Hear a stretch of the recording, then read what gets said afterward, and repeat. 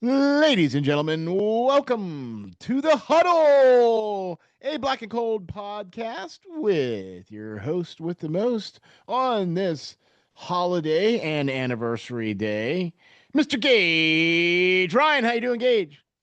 I'm lovely. That's my co-host Ron Mont. Ron, I have a question for you. You got it.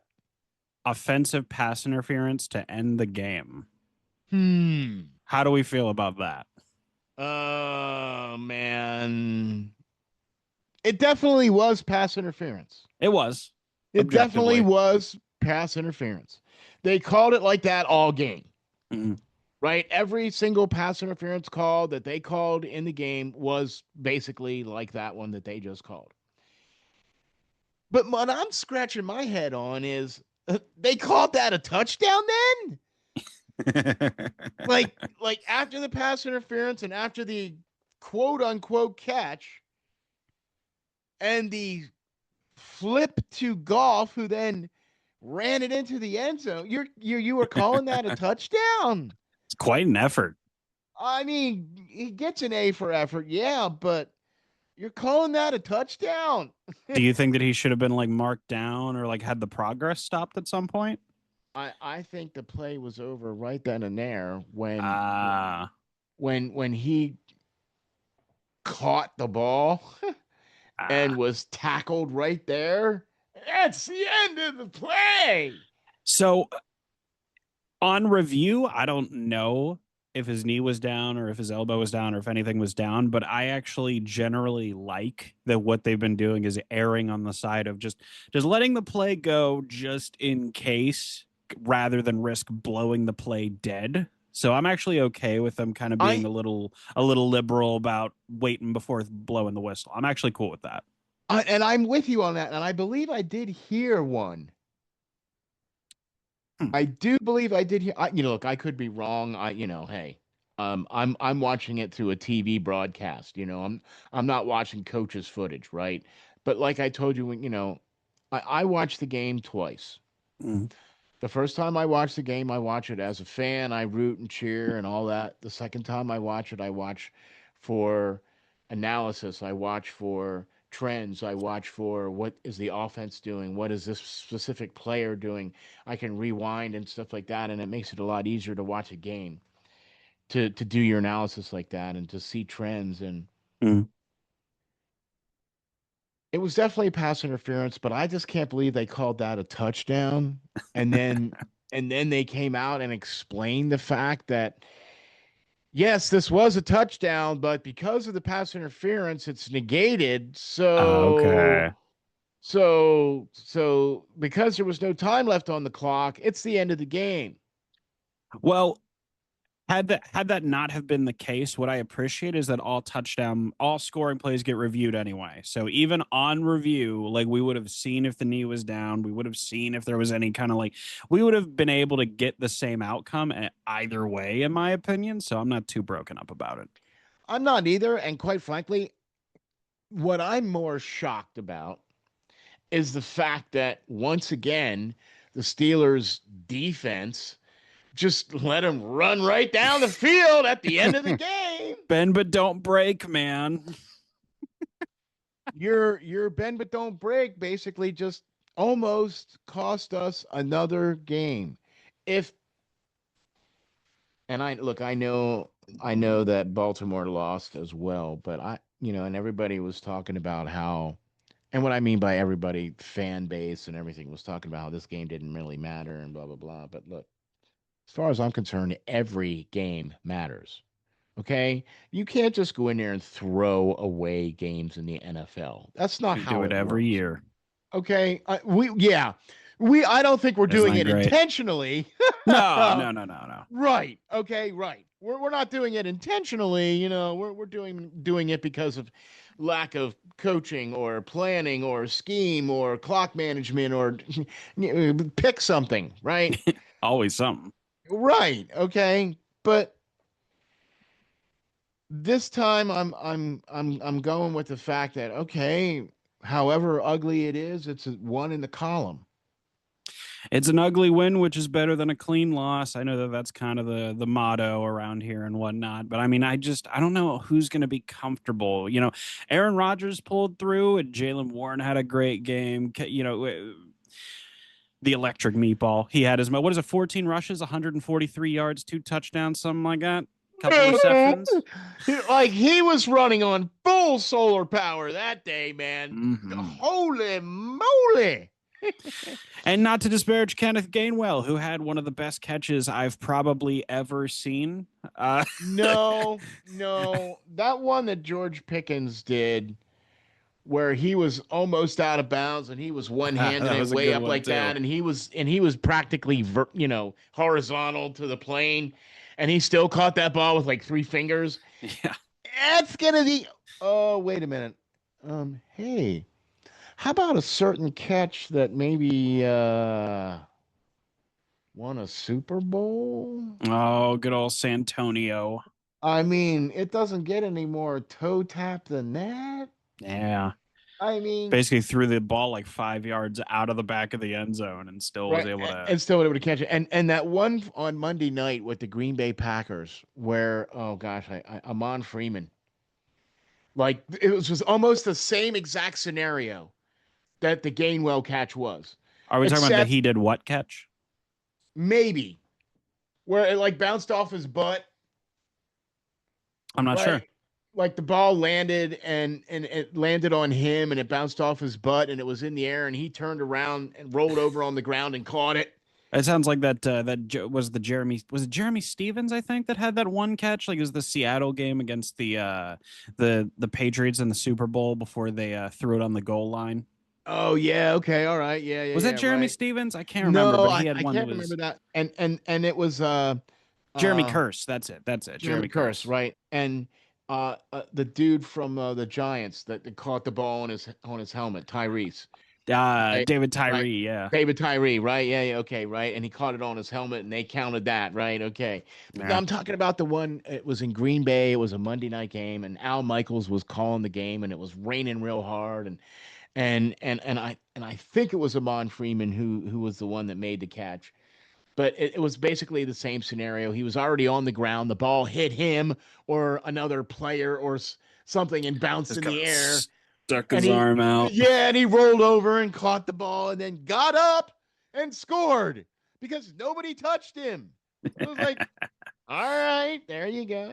This ain't college there, gentlemen. You got to make sure that people actually are touched when they're on the ground. I like what you pointed out though, Gage, in the fact that the refs are now starting to just let things play out now Mm, and ask questions later. yeah. You know, like you're just letting everything happen now and then we'll sort it out at the end, We you know. have replay. And it's like, You're yeah, that's right. great. Like, we don't want any more Tom Brady getting awarded free Super Bowl trips because they decided to mark the Jaguars defender down instead of letting him take it in for a touchdown. I remember you, Miles Jack. I remember you. Ooh. That's man. That was a hot one, baby. Woo. All right. No, but like to your Not point really though, is like they spreading any holiday cheer, are you, no, Mr. no, not Gage? towards Tom Brady. Not towards Tom Brady. I'm with you, man. I'm with you. No, no, No, but no. I appreciate that they're taking more of an initiative to let things play out because rather than blowing the whistle dead and risk being just dead wrong on the spot, it gives a little bit of wiggle room. Which you all should have been doing that a long time ago. Look, every single football game, even when they first started broadcasting the football games, there was more than one camera Hmm. easily. I mean, we're talking about 50s, right? In the Yeah. 50s, where you had these monstrosity cameras that were on these huge rolling platforms and yeah, okay, right? So Hmm. there was at least three or four or five of them per game at a game that they were televising, right? You're getting me, right? And as time has gone on, more and more cameras have been there now. I don't know if you can entirely blame Al Riveron for the fact that they just seem so adverse to having a sky judge in the NFL, but it's just been something that it's like fighting like the natural progression of technology. I don't know why it's not in as it is. Well, now they're finally starting to do it with the concussions. They now are starting to put a doctor up there in the skybox that's going to be paying attention to players after Oh, that's hits. good.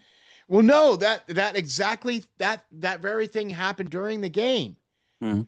right? Where they pulled that Detroit player off the field and sent him to the blue tent. When they walked him off, the doctor came down. He was wearing a suit and tie.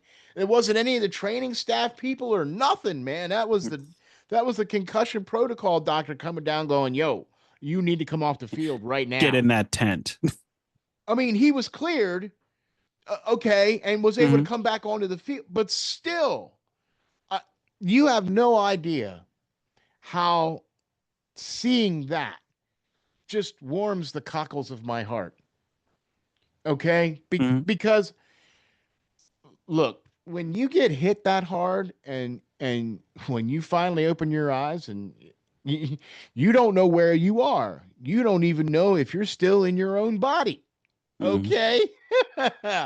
And I love the fact that there is now finally they need to do it more.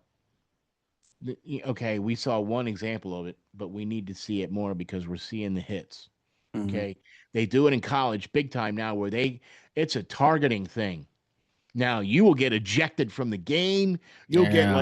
You'll get a misconduct. You're a mark on your record. Blah blah blah blah. You'll get ejected from the game if you're targeting. You hit players in the head. Whatever that kind. Yeah, man, they don't mess around in college. Yeah, and like it's human nature to overcorrect, if that makes sense. Like It is. once the 2008, once the concussion movie came out, and once the 2010 Steeler defense became a thing on the field, and the NFL realized what they needed to make an initiative in that direction, it was natural that they were going to overcorrect in a lot of ways. So I think that that's given certain Mm. quarterbacks through the years an advantage. But past that, though, I Not think that you're bitter or anything. no, no, not I'm not bitter. But there's elements like the fan base who like some of them like kind of just dismiss the entire player safety initiative or all of the concussion movement as a whole, which I don't think is fair. I think it's totally adequate that we don't have any more Ryan Clark's in the present day game. Like I'm not dismissing Ryan Clark or his abilities or anything like that. I think that like the fact that the 2010 Steeler defense, I think I said this in that video, was like the fact that it'll never be replicated is completely fine. Like, Yeah. Well, look, when you look back at the defenses back in the day with the doomsday defenses and the steel curtain and the purple people eaters and you look at those defenses, the monsters of the midway and the four mhm. horsemen. Look, you watch tape on them guys. There are clotheslining people. There are horse collaring. No, I'm serious, It's right? true. It's It's 100% true. true. But it wasn't against the rules back then. Hmm. So you can't judge things on the same level because it's apples and oranges, Hmm. right? You're not allowed to do the horse collar now anymore. You're not allowed to clothesline guys anymore now. You're not allowed to. I hate to say this, man, but you're not allowed to do the Ryan Shaziers anymore. And I still see guys doing that. That drove me crazy. You want to talk about that for a second, the Ryan Shazier thing? Because look, we all loved Ryan as a player. I've never heard anyone be like, "Yeah, get Ryan off the team." No, everyone loved Shazier.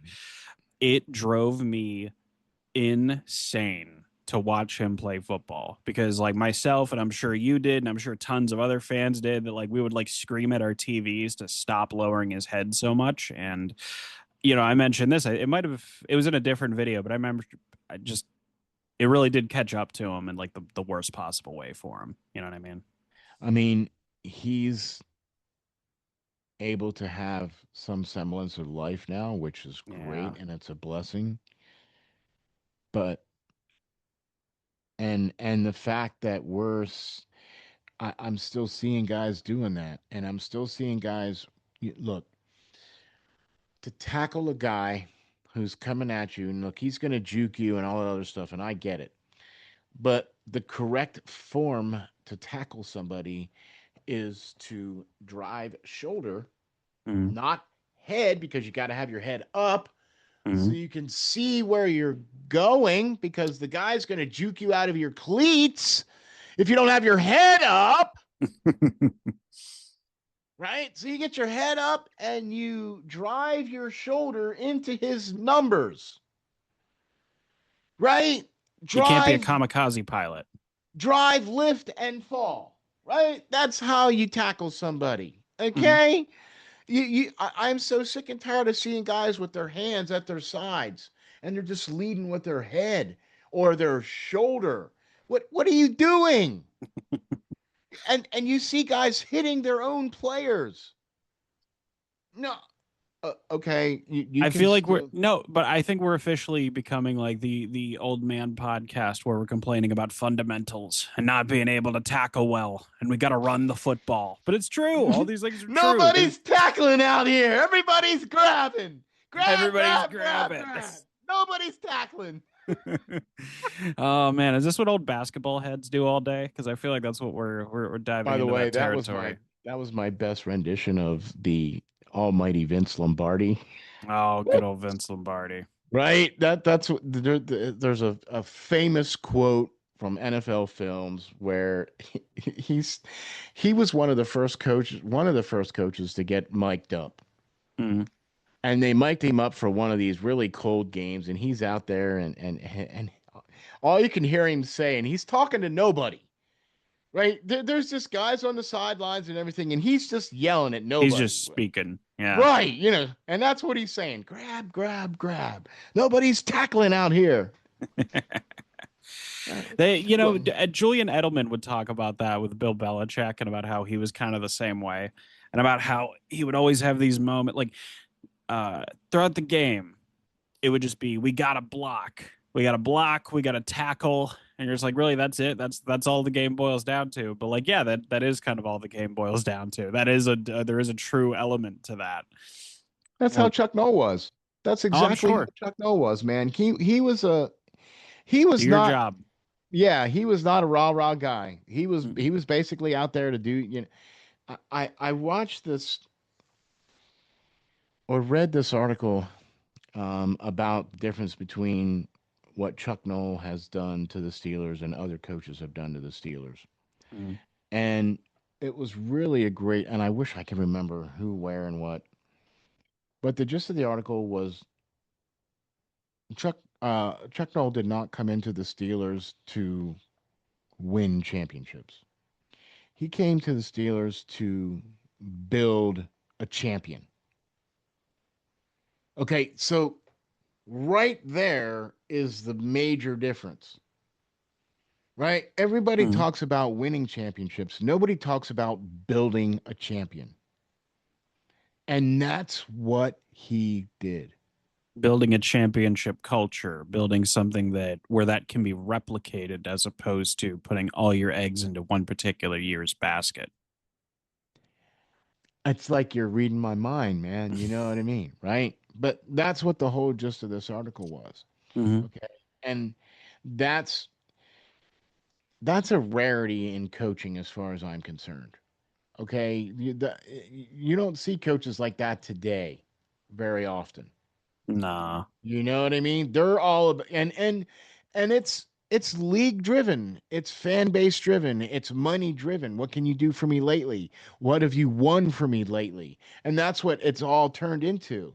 If you can't win for me now, then your shelf life is about 2.5, 3 years, and then that's it. Yeah, and I think that 3 years is pretty fair. I think that like your abilities as a coach have there it's not like you peak within 3 years or anything like that. But I think that if you haven't at least seen progress by year three or significant improvement by year three, it's probably not going to work out. Probably not. Yeah. So Probably that not. there is that, and there is a difference between putting all your eggs into one basket and paying 50 million for this guy, 30 million for this guy, and where everybody on the outside is looking at your team and going, oh, they're going all in, they're pushing all their chips in the center, and there's a You difference mean like between paying that. 130 million for a suspended wide receiver? That's a good example. Ooh, But okay. there's a difference between that and trying, and like, I think that that's what Mike Tomlin has tried to do to a point, where it's the don't rebuild, reload mentality, where you're always in position rather than taking off years or taking leap years or whatever have you. At some point, because talent is cyclical, at some point, you're going to have to be a mediocre or not a good team at some point. You look at every single championship team that's come up through. They were 2-15, 1-14 the year before or a couple years before, and it took them a season or two to get, you know what I mean? To get The to year, where they but were going. right, okay, and it's a lot easier to fire a coach than it is to fire 53 guys. Yeah. You know, and and and the other thing that you have to take into account too is that maybe the GM that was there before you got there was going in one direction and now you're there and you're going in another direction and the 53 guys on the team there are already built to go the opposite direction. So what are you supposed to do, right? Now you got to try to get all these 53 guys now to try to get going in your direction now. I think that there's an element of that, but I also think that Mike Tomlin is the CEO, chief in like he controls everything. He controls who comes here and who doesn't. Like if you like I've said this before, like to the people that like blame drafts exclusively on Omar Khan or exclusively on I'm like, if you think that Mike Tomlin, if you think that like someone like Omar Khan is somehow like in a position above Mike Tomlin, then I'm not quite sure that you're paying attention to the same Steelers team as the rest of us. And so when you have that, you like we have one person making the decisions on who comes here and who doesn't. And so I think that like Omar's done a decent job, and I think that like you've seen a definite a change in direction in terms of the way they draft. But I think there's one person getting the final say on things. I'm with you because in the end, he's going to have to be the one that's going to have to work with these guys. So Mm-hmm. that absolutely makes sense, and I absolutely agree with you. If you think that he doesn't have a say in who comes and who doesn't, then you clearly haven't spoken to Beanie Bishop, or Yeah, you clearly haven't spoken to well, how many guys were released this year, because they're not working out, right? Darius Slay. Well, it's been a slice. See ya. No, yeah, but and has Darius Slay been signed again? I actually this is off topic, yeah, but Buffalo. really, he went to Buffalo? Yeah. How's he Yeah. look? How's he I don't looking? know. I don't know. I don't um, know if I don't even know if he's playing. But they're probably so hurt up there that he probably is playing. So Good they'll point. take a body up there, I guess. I mean, There's someone that's not a traffic cone. right? At least he's running around out there a little bit. But um, so today, well, when we started the show, I mentioned that today was I'm feeling a little anniversary today too. Today is as we're recording this, um, the Pittsburgh Steelers are 9-6. Mm-hmm. They have a stranglehold on the AFC North. If they can just win one of the last two games to kind of put the nail in the coffin, Mm-hmm. right? So you either need to beat the Cleveland Browns, which I think that's more what's going to happen, or potentially the Ravens if Lamar Jackson is going to be out with his back injury now.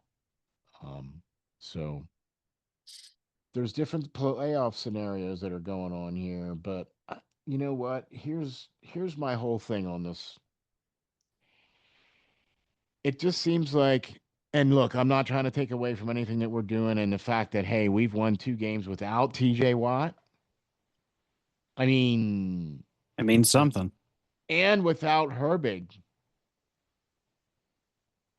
right? I mean, being able to win without your star player and without another, I'm not going to call Nick a star player, but I'll call him a decent contributor. Losing without two big pieces playing left handed like that is pretty gosh darn impressive. Well, Sawyer stepped up huge. Like he made it look like Yeah. TJ who almost. Almost. Almost. And Right? who got the safety? I can't remember. Well, I'll tell you who else really stepped up, and that was our man Alex the Great. Yeah. Man, did he have a monster game. Woo! Except for that tripping call, but I don't think that was on purpose. You know what I Ah, mean? you know. I don't think hey, it could have been. It very well could have been. Even if it like intent, I don't think matters when it comes to penalties. I've seen this point be brought up in mixed martial arts all the time, where people get Okay. poked in the eye and they're like, "Well, we're not going to take a point. It wasn't intentional." And it's like, who cares if it was intentional or not? The guy can't see now. Like it, Right? Yeah. you know. I don't think every Sorry, his face legs mask, broke. His legs broke because he got tackled illegally. But everything's cool. but it wasn't an intentional leg break tackle, and then Yeah, right. therefore we're not gonna like He just. didn't intentionally put his leg way out there so he could actually trip over it. You know what I mean? All right. Okay. Um. Okay. With that being said, Pittsburgh 9-6, sitting atop the AFC North, potentially, and I can't believe I'm going to say this, potentially the fourth seed. Yeah. How? They're the fourth seed in the AFC. Well, I'll tell you how. Because you got no Kansas City. Good point. Okay. And you got a Jacksonville team who last year was what? In the race for the number one draft pick. Right. And now look at where they are. Yeah, what's our head coach's name? Liam Cohen, I think. Yeah. And he's done a pretty solid job so far. I mean, Trevor Lawrence looks a little more like the player that he was always slated to be. I think, have we kind of come to the conclusion that Trevor Lawrence is just, solid ish? I put him in the same boat as maybe Joe Burrow. Whoa, Now, hot take.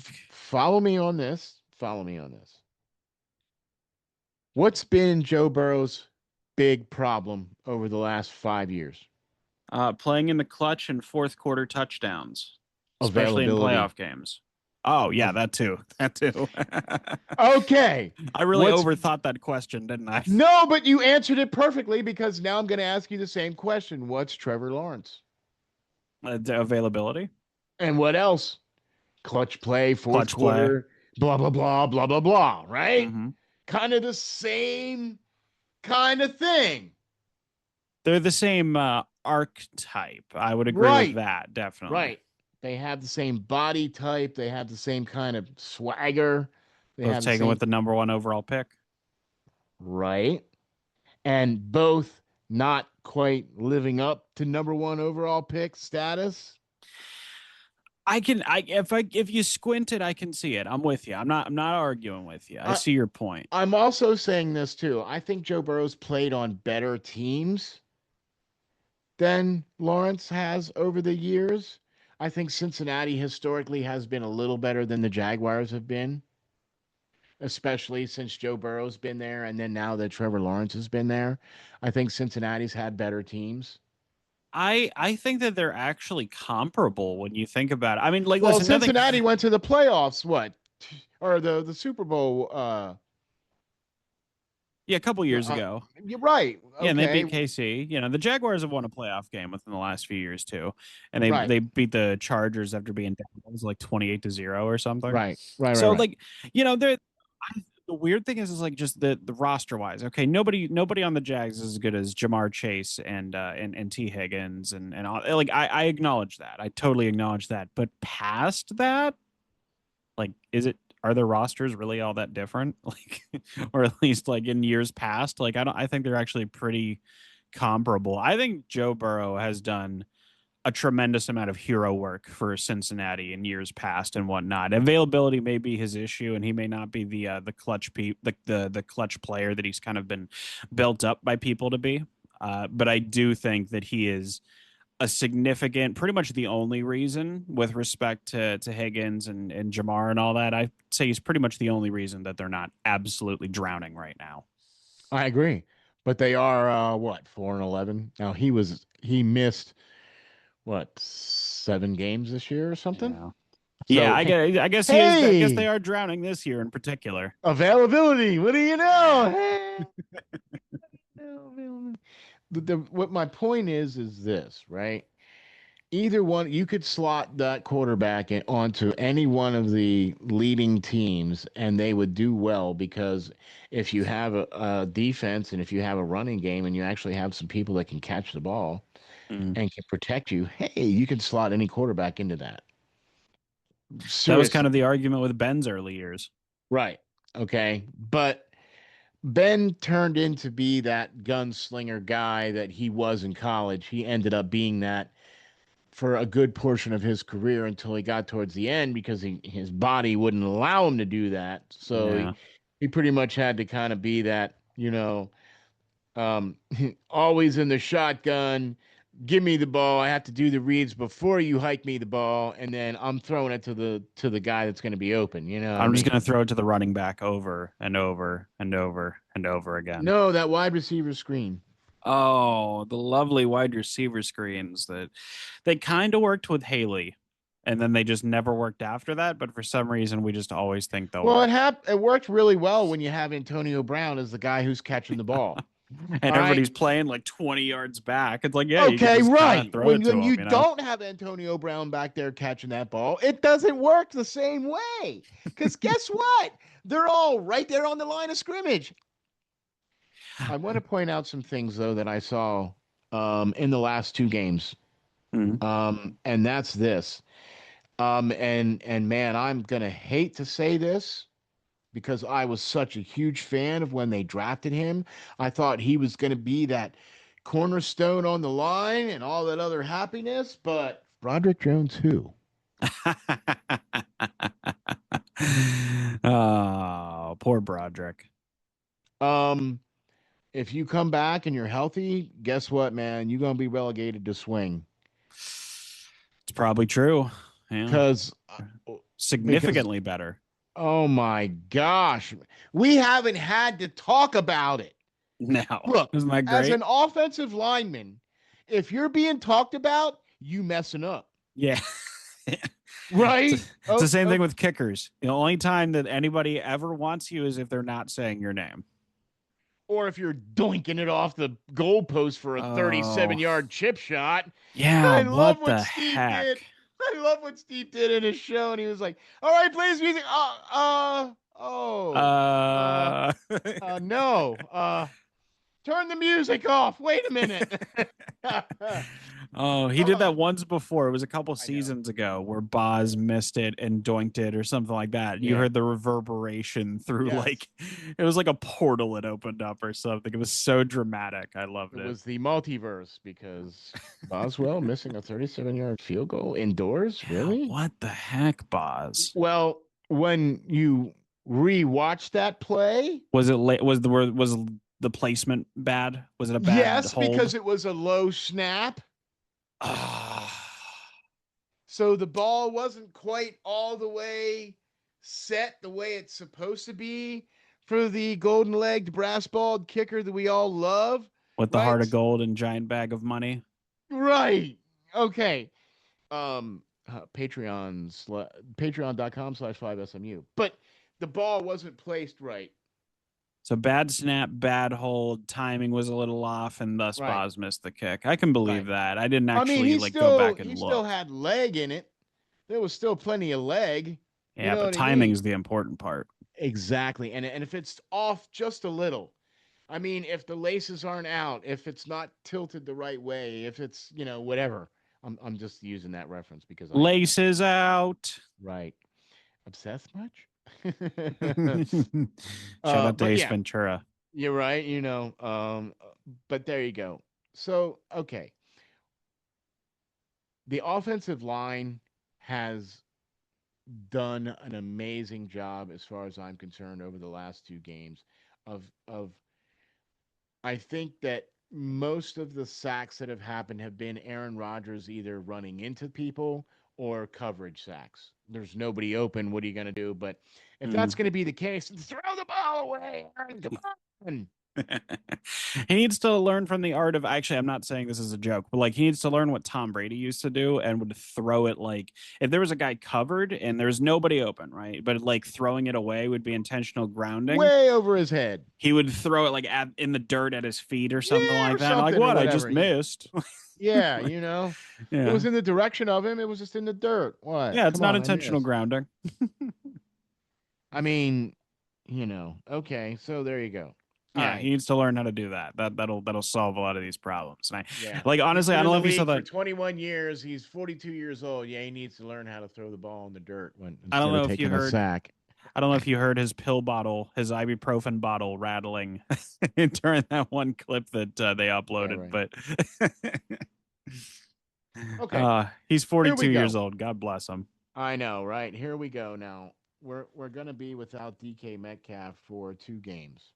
Mm-hmm. If this suspension is upheld, I have a feeling it more than likely is going to if anything, it's going to go down to 1 game.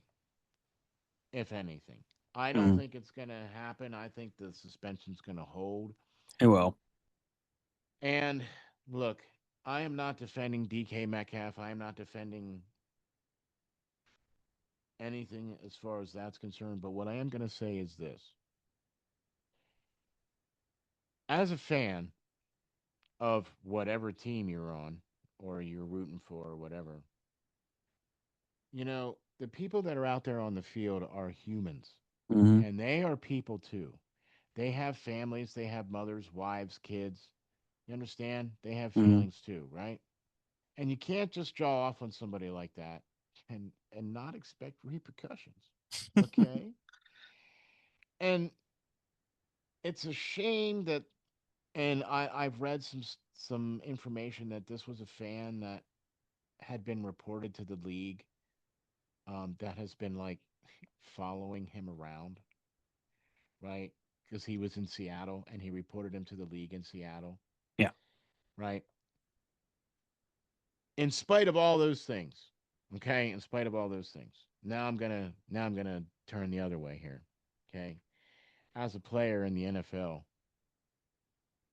you realize that what you're doing and what you're representing is bigger than you, right?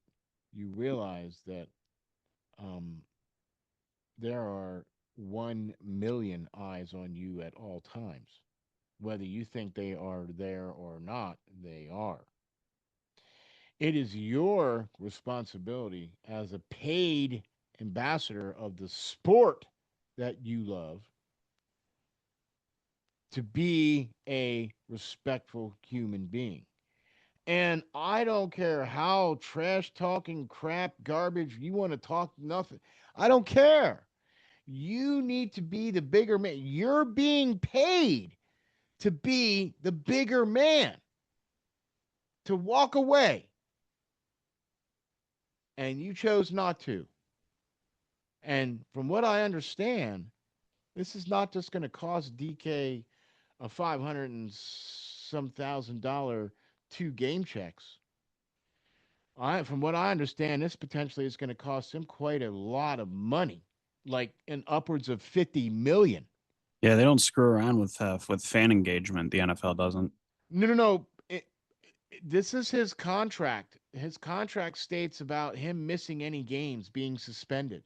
Mm-hmm. So signing bonus for this year of $27 million goes away. Ah, okay. And signing or incentive bonus for next year of $24 million goes away if he is suspended for any length of time. So That's $50 million on the table, not including the $500,000 you're going to miss for the 2 game checks. I'm just so 50-50 on the whole thing. I always love Mike Tyson's quote that social media made everybody too comfortable with disrespecting people and not getting punched in the face for it. Especially I'm for with you. I'm espe- so with you. especially for athletes, professional athletes that are gigantic and shredded and fast and would probably handle about 99% of fans with no problem. The ones mouthing off to them on Twitter. But so there is that element that I really do feel for guys that like they have one bad game and now all of social media becomes a war zone. I really do understand that element to it, but here's where my 50-50-ness comes into play. I don't know the full scope. It might be more personal with DK and this fan because I've heard that they have a history. I don't know the full story, so I'm going to admit that right now. But also, so I don't know how bad it is. But like without knowing more about it, I just kind of default to when other football players have beef with fans, and I just kind of go, dude, don't you have $100 million in the bank? I feel like at a certain point, aren't like fan beefs and petty grievances like that just kind of like off your radar at a certain point? Well, you're saying it in a different way. Okay, you're using the fact that these guys are getting paid a lot of money to the fact that they shouldn't even be worried about what a fan is saying in the stands. But and I get what you're saying, but under no unsaid circumstances, as a representative of the Pittsburgh Steelers or Arizona Cardinals or San Francisco 49ers or any team in the league, as a representative of the National Football League, you have that shield on your shirt. True. You are getting paid by that. Mm-hmm. Okay. So, as far as I'm concerned, anything that you do that crosses over between where the fans are allowed and where the players are allowed, you are in the wrong Mm-hmm. all day long. Yeah. Okay. I get it. You're a human being, and if somebody's saying something about your mom or your kids or and you have a soft spot or whatever the case is, and I'm a very emotional person too, man. I wear it on my sleeve. All right. And if somebody was going to be talking back about my mom, I would be inclined to be telling them that you have my attention. Okay. But as a representative, as an ambassador to football, to the NFL, to the team, to just in general, you know what I mean? You have a responsibility to be the bigger man, and you clearly were not. And that is disappointing.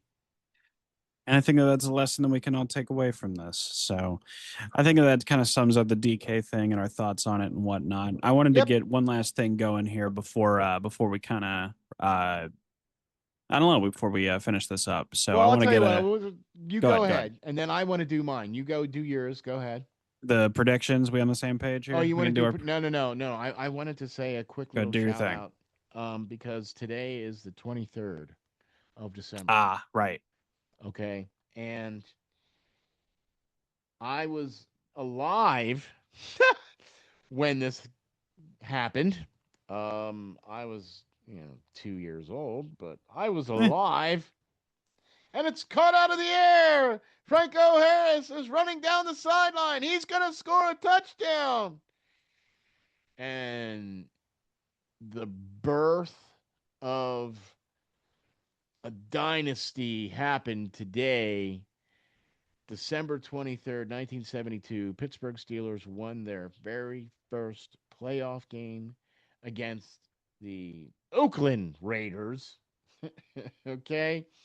And even though they didn't advance any further than that, um, that game will forever and always go down as the Immaculate Reception And lit a powder keg.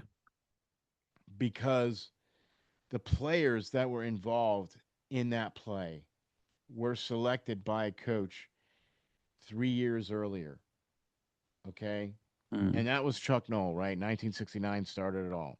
In mm. 1970, the blonde bomber, Terry Bradshaw, was picked number one overall. By the way, that was the last number one overall pick that the Pittsburgh Steelers have had, was in 1970, Terry Bradshaw. And he was a historically bad rookie. You know, he Yes, was able and to handle yeah, the ship eventually, but 6 touchdowns, 24 picks his rookie year.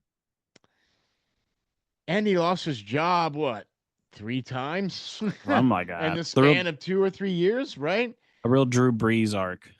Right, but one of the best all-time quarterbacks as far as I'm concerned because the final 10 years of his career, he called his own plays. I mean, the man just was clutch. When you were in the big game, Terry Bradshaw was the man. He was going to win you the game. I actually want to like real quick make a point about that. According to Terry, who knows if he's telling the truth now, but according to Terry, he called all his own plays through his career, all through like college, all through the Well, NFL. I don't know about that. I don't know about that. I That's just know according to that. him, yeah. Oh, well, if he says that, So he might why be would he lying. I'm lie? just saying. But why would he lie? Because he was known for calling his own plays when he played in the NFL. Hmm. And I don't know how much of it he called at the beginning. You know what I mean? I Hmm. don't know about that, but I know for a fact that he was one of the few quarterbacks that did call his own plays almost all his whole career. And I also love that they really just had this attitude of, well, we already called this play twice, so okay, how about this? You're going to run a different route, but other than that, everybody else do the same thing as last time. And you're like, what? It's just this real like whiteboard. We're just going to wipe it, draw a new play up in the dirt, and like I don't know. That's an What? element to football I wish was still a little more I'm present. with you. I'm with you. But I did want to shout out though to the Immaculate Reception. Yeah, yeah. It changed the course of the Pittsburgh Steelers' life. Um, a few years ago, I was very lucky to go to the Hall of Fame, the Pro Football Hall of Fame in Canton, Ohio, and they were having a special anniversary. I don't know, talk. I don't know what do you seminar. I don't Yeah, know, seminar. whatever. There you go. Where members of the team, um, John Banaszak, Jay Combe, and Rocky Blyer, Mm. and um, Diane Harris was there because this was not very long after Franco had passed. Okay. And they all sat up there for about an hour, maybe 2 hours, talking about the Immaculate Reception and then their experiences with Franco and with playing on the team and the whole 9 yards. And it was great. It was beautiful. It was amazing. The best part about it though was at the end when the talk or seminar, whatever was over, and there was probably about between 200 and 300 people in this room, and each one of these guys, including Franco Harris's wife Diane, stayed for another 2 hours to make sure that everybody who had something to sign, a helmet, a card, or whatever, or a picture, or a handshake, or whatever, they all stayed and hung around until there was nobody left in the room, and then they all departed. And I just wanted to say that, because Yeah. that's just a special moment, you know what I mean? And the Immaculate Reception was one of the cornerstone events that happened in Pittsburgh Steelers history that changed the course of this team. And it showed that they were capable of winning a playoff game. And with that, within a few seasons, they were playing for their first Super Bowl and winning their first Super Bowl. And within 6 years of Chuck Noll being hired, and within 5 years of their number one overall draft pick being selected, Pittsburgh Steelers hoisted the World Championship trophy. Okay, so you tell me a team that's done that. There's only been one. And there's not a lot of teams in NFL history that were able to get four championships out of pretty much the same squad. Like the Patriots were known In that they six had years. they Yeah, had they had three championships, like a decade in between that, and then a separate group of guys won three championships again. But Noel was able to get four out of basically the same skeleton and whatnot. And that's been, exactly. you Exactly. got So, what Bill Walsh, I think, also did that, but like I think it's those two, and that's like it, I um, think. They got four out of the same, roughly the same group. yeah, roughly. Walsh was able to get three I thought he got four. because Seifert was the other one. Oh, and yeah, but because yeah, okay, I see my mistake there. Yeah, but so for him to get four out of the same Oh, yeah, group you're and for right. him He to did have get four. Yeah, you're right. He did get four. And well Seifert for got the fifth one. Okay, so yeah. And I was going back to Chuck Noll, like for him to get four out of the same group and for him to, especially for Terry to start off as poorly as he did. 6 touchdowns, 24 interceptions, man. That can never go That sounds like a Peyton Manning unnoticed. first year. Oh, he was the Peyton Manning before Peyton Manning, Yes, he rookie was. wise. Exactly. But throughout his career, like you can almost say, because look, Peyton Manning called his own plays. Peyton Manning was very tuned in, right? I think Terry Bradshaw was very tuned in. You know what I mean? To the X's and O's, to the plays where everybody, because he knew where everybody was going to be at all times. I see some similarities there. I see where you're getting at. Yeah. I mean, not. I'm not putting Peyton Manning on the same field as Terry Bradshaw, because Oh, Peyton Manning has a whole different skill set. You yeah. know, I was gonna say yeah, I'd definitely put Peyton above Terry on that one. yeah, you know what I mean. But as far as that's concerned, as far as one of the best all time quarterbacks, I'm going with Terry. You Hmm. know, right? Either that or Joe, and pick a Joe. I don't care. Right? Oh, Joe Montana. That's one. Joe What other Namath. Joes you? Well, mm, we're gonna go with Joe Dude, Namath. I would take Joe Namath to play in a Super Bowl any day. Ah. And I'll tell you why. Because he's going to do what it takes to get it done. And he will sacrifice his own body to make sure that it's done. He'll guarantee victory beforehand. And he'll guarantee victory beforehand. And then he'll go out there and he'll go out there and rub it in your face as he proves it. How you doing? Right? I love that. I absolutely love that. And he said that the day before because he was so frustrated because reporters kept asking him questions. He's like, I guarantee we're going to win. Guaranteed. Yep, He's the guarantee. only guy that's ever like really done it like to that degree. Like just came Yep, out in front of the media and just said it. yep. Everybody else that's tried to do it has all lost. Yeah, it's just one of those things you probably shouldn't. It's said that Joe Namath sold his soul for that Super Bowl victory, and it's very possible. Well, it's very possible. It is. It is no, very but possible.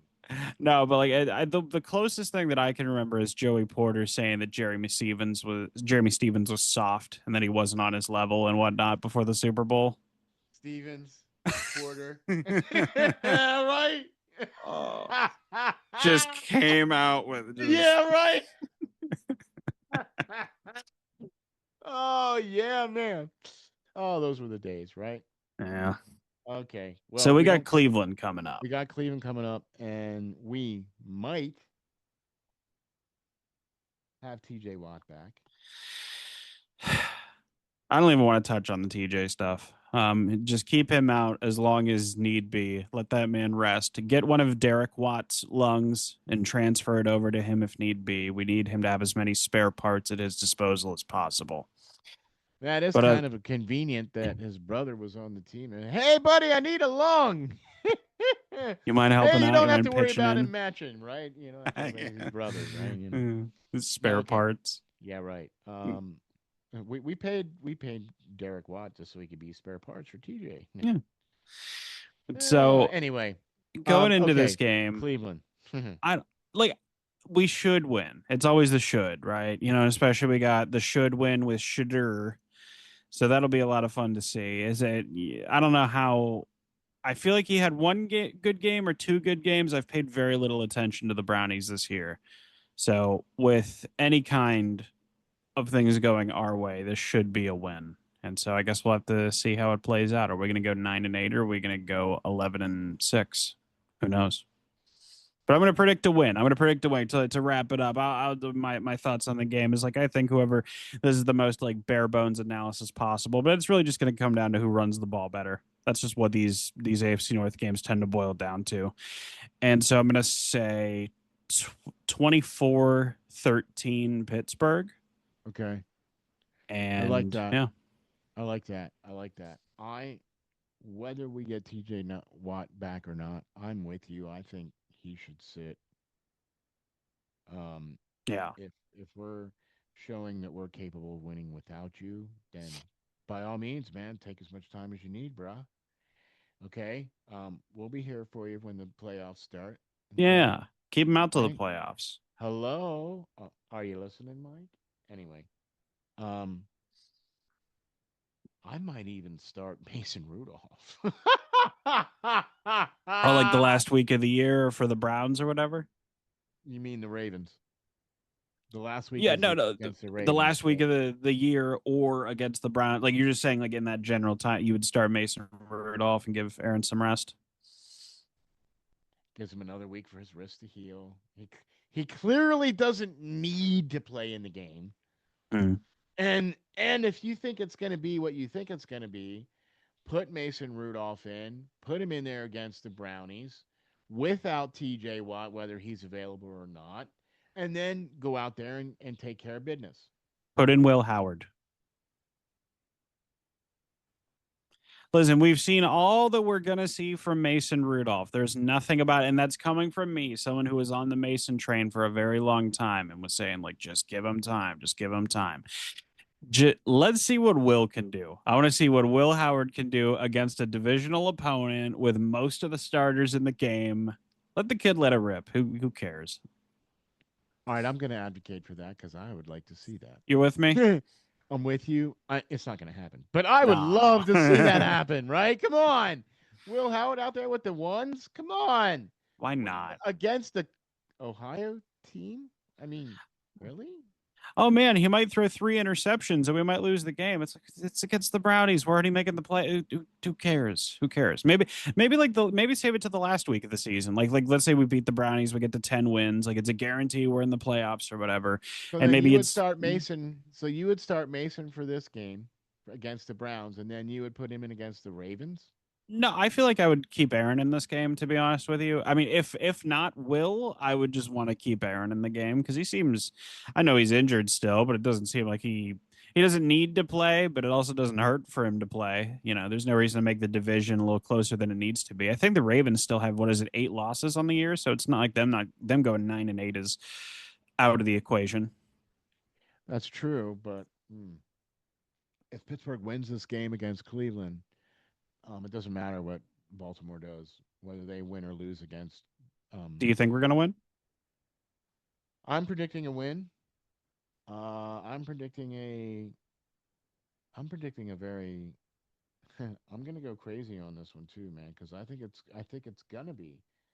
Because I think what's gonna happen is I think somebody's gonna be running for their life. At least I hope they are. And I'm gonna go like 27-6. Wow. Yeah, I think we're just gonna go in there and dominate. yeah. Well,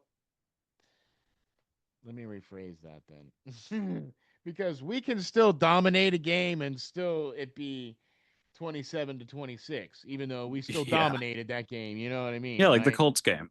Right. Uh, I think that if if Pittsburgh is not careful, if they let Cleveland hang around, Mhm. if they give them nibbles, if they give them bites at the cherry, then it's going to sting them. But if they squash the cherry, then we're good. Right? You understand what I'm talking about, right? If they don't score enough, if they don't make enough plays, If if they let they him hang around. right, if they let Cleveland's have a sniff of trying to win this game, they potentially can. Yeah, 100%. All right. So squash the cherry, Mhm. right? Don't let them get up. Kick them when they're down. Don't let the fire spread. Exactly. Kick it when it's down, Okay. which is why I think it's All right. anyway. So, yeah, so we both predict a win for this upcoming Yes, week. We should win. I think we should. And I I'm on the fence here. I would let Aaron sit. I would let TJ Watt sit. You saw what we got with Sawyer. We might get Herbig back this week. If we're going to You might get as well give Herbig that a back, shot. if we get Herbig back this week, then I think you should let TJ just sit. Mm. Okay. Um, and I would not be terribly, utterly opposed if the game was out of hand and out trotted Will Howard. Mm. I would not be opposed to that. I wouldn't be opposed to him even starting one of I these yeah, two final why not? games. Right? Why not? I would like to see Aaron sit, but that's just me. And I'm not talking about the whole team or anything like that. I'm just talking about Aaron Rodgers because he's 42. He's got a broken wrist. I mean, okay. And we really would like to see Will Howard anyway. Yeah. So, Mr. Gage, Ryan, where can we find all of your great content, sir? All the great stuff that you do. Man, tell us where we can find you, man. You can find my Yu-Gi-Oh content at Gage Ryan Video. You can find my MMA content at Contender MMA, and you can find myself, Steel, Frayne, Steve, and the rest with all of our Steeler content that you can't find on this channel at Five Star Matchup. There you go. Thank you very much, all of you folks out there, for hopping on and watching us this year. It's been a blast.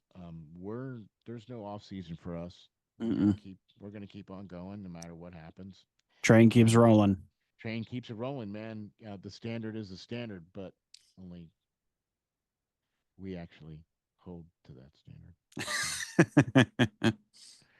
So anyway, but yeah, thank you all very much for watching us. We will try to do as many more of these as we can. Like I said, this Hmm. is not the end, but I do want to wish everybody a Merry Christmas. Hmm. I want to let everybody know that we're still going to be rocking it here, man. We're still going to keep on keeping on.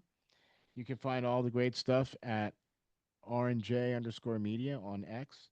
You can find all the other stuff at the YouTube channel. Be sure to check that out. Please hit that smash that like and subscribe button, man. Please do that. That really helps us out. We really appreciate that. And you can check us out on the YouTube channel, on the website, and on X. You can check us out there too. So thank you all very much for tuning in. We will catch you all on the next episode of the Huddle.